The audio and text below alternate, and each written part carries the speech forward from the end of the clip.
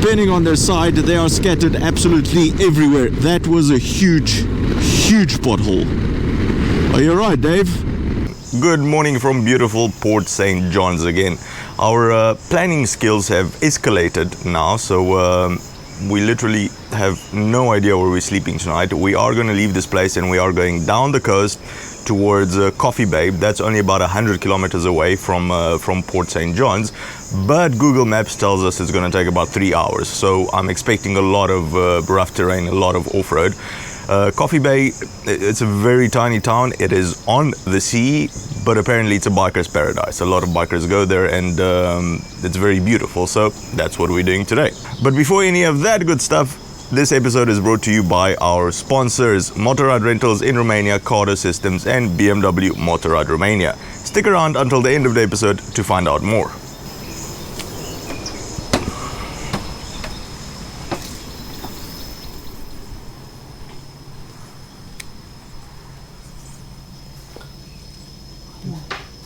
Daniel's learning how to read a book that is upside down. Look at it, it's upside down.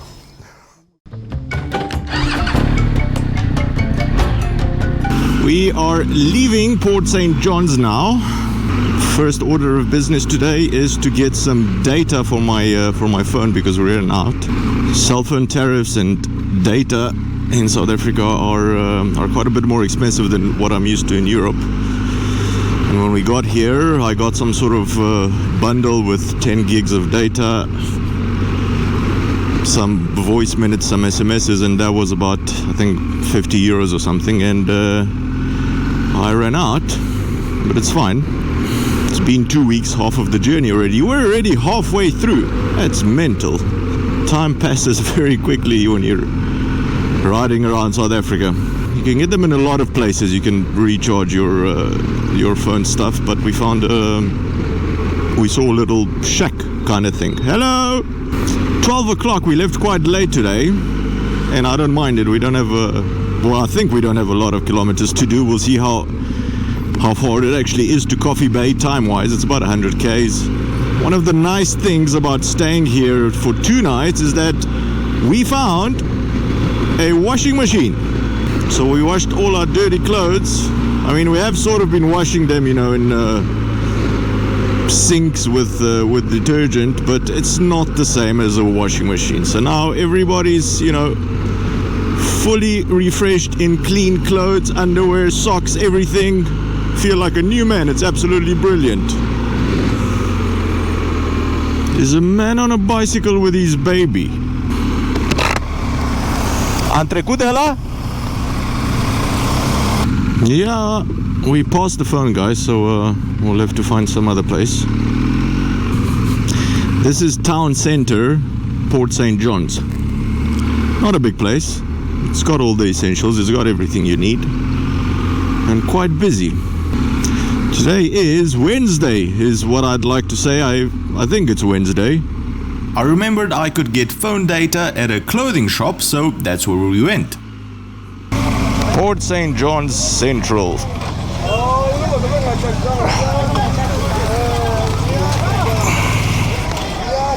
Stai aici cu toate astea, da?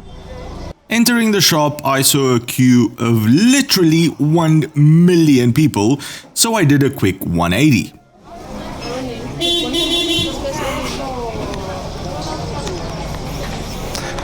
Hai să mergem că e coadă de 1 kilometru acolo. Hai să mergem. Deci pe unde o luăm?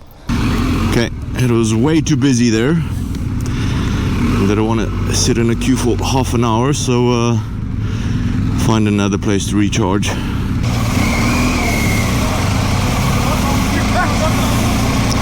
Extremely busy little town.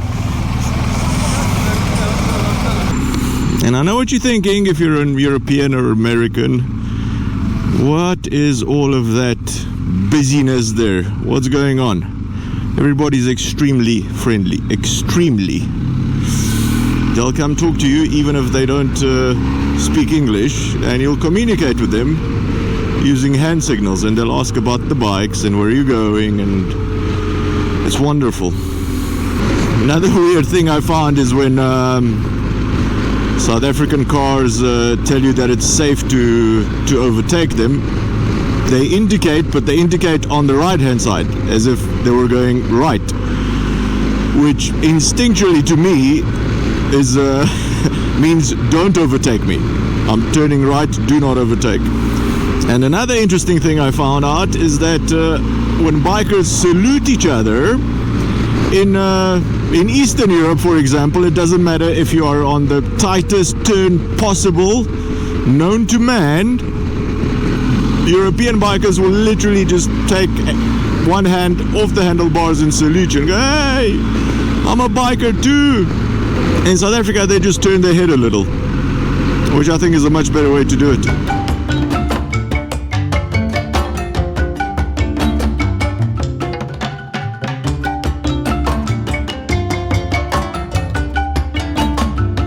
Very soon afterwards, we were forced to use the G part of the 1250GS. Okay, now I realize why for 100 kilometers Google Maps said 2.5 hours. We're on a dirt road now. We've got about 50 k's left to Coffee Bay. Coffee Bay wasn't part of the plan, but we met some very nice locals last night at a restaurant, and everybody's very helpful to share information with you. Everybody's very curious about what are you doing, where are you going on a bike, what. Hey, Daniel stopped to wait for me while I was faffing with my cameras. Nice guy. 50. Dacă nu dăm de benzinărie acolo... Păi da. Yeah, so they told us about Coffee Bay, which is apparently a very nice secluded tourist attraction. So we're gonna go there, see what the vibe is, and if it's cool, then we'll stay one night if we find accommodation. Otherwise, we'll find a route to East London, which is the next big city on our coastal journey. Imagine doing this dirt road after it rained. It would be practically impossible. It reminds me of our first day of adventure in the Karoo Desert. It is so slippery, and today is good. I mean, it's had lots of hours to dry out.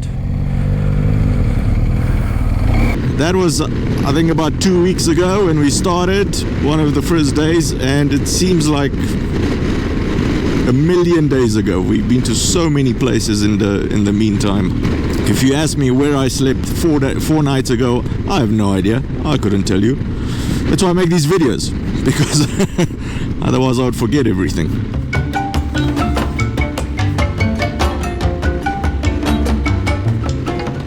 Eastern Cape seems to be a very hilly, is that a word? Hilly, with lots of hills. It's definitely got very varied landscape, and there are these little settlements, towns, villages.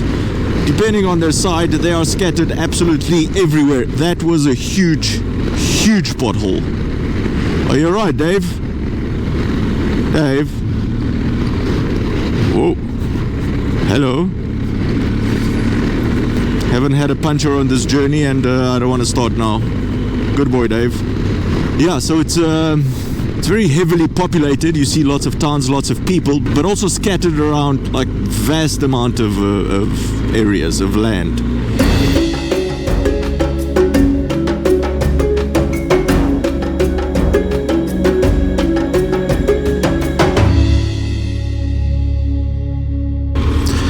This is exactly how I imagine most of rural South Africa lives.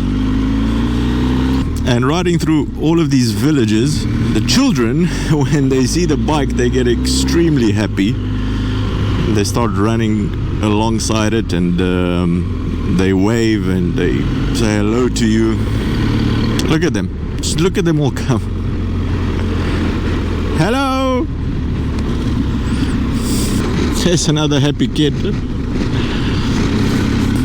We got 25 kilometers left, and we have 29 kilometers range. You know what I think we're gonna do?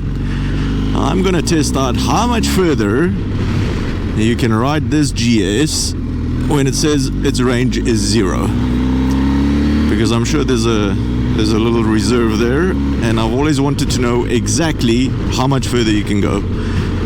As I said, we've got extra petrol in a jerry can, so we're fine. And you might think we are in a very off the beaten track place, middle of nowhere. We have full force 4G signal here. Oh, there's a tower, probably that's why. Okay. 14 kilometers range. We've got an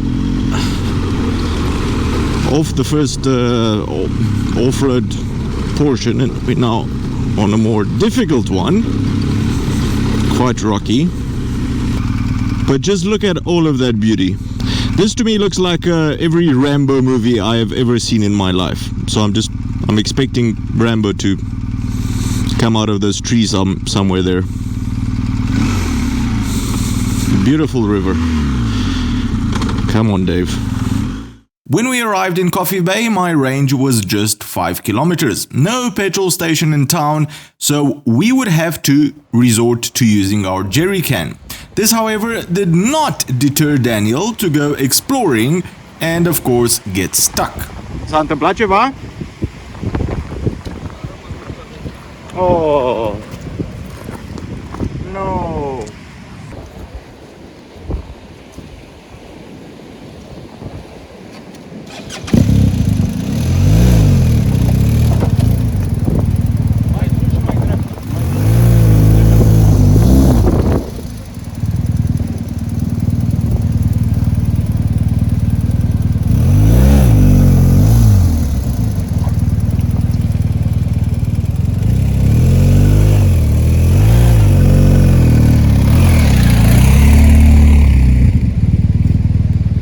Coffee Bay is part of South Africa's wild coast. Its name comes from the hundreds of coffee trees which grew from beans, which were supposedly scattered by a shipwreck. One of its main attractions is this natural arch named the Hole in the Wall. I think that everybody that comes to visit Coffee Bay has at least a photo with this natural creation, except for us, of course. The wind was picking up quite a lot and it also started getting cold. Rain clouds were also coming in, so we decided to just have lunch and quickly afterwards make our way to East London.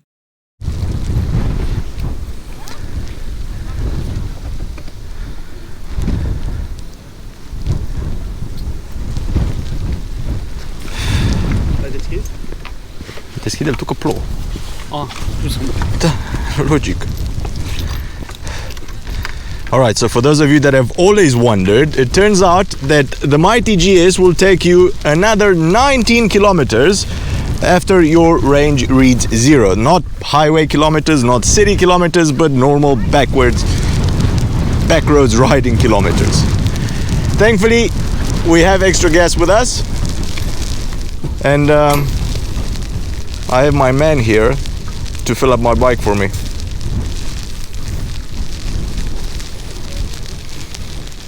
For the last 4 hours to East London, it pretty much rained the entire way. A funny thing happens after the first half an hour. When you know you still have another 3.5 hours of rain, you just stop caring about it. It really isn't a big factor anymore. Good equipment that keeps you dry is obviously a must, but you carry on enjoying the ride. When we got to East London, it was pouring down, of course, but I stopped to take this photo just a bit before the hotel, because even with all the rain around, all the wetness, all the moisture, it filled me with a lot of joy. This was part of their Christmas and New Year decorations, and it was absolutely beautiful. Good morning from sunny East London. Good morning from very wet and raining East London. Exactly 20 minutes after leaving Coffee Bay, it started raining and it rained all the way here. We got here pretty late, at about 8 o'clock at night. Everything in South Africa, I mean, all the grocery stores, all the shops close at either 6 o'clock, depending where you are, or at 8 o'clock. So there was nothing to buy to eat. So we decided to stay in quite a big hotel that has a restaurant as well, so that we could get something to eat. Yes, so it was a very wet, very long, very cold ride yesterday at night as well, which would not have been possible without our sponsors. Motorrad Rentals is South Africa's biggest motorcycle rental company. They have a large variety of motorcycles and support vehicles, are very flexible, they will also help you plan your trips according to what you're looking for, and have been nothing but great since we got here. If you're looking to tour South Africa on a bike, give them a look, link in the description below. Cardo Systems has kindly provided the Bluetooth intercoms for this entire trip. Their motorcycle lineup is suited for any rider, from their top-of-the-range Pack Talk series to their mid-range Freecom series, and now their budget-friendly Spirit series. I've done a comparison video in the past and will link that in the description below. Use code LWH on cardosystems.com for a 15% discount on most of their products. Anyway, if you've enjoyed this episode, I doubt it, the best way to actually help the channel out is to interact with the video. Give it a big like, put your comments down in that section below. It always helps out a lot, and as always, subscribe. Cheers, and I'll see you on the next one.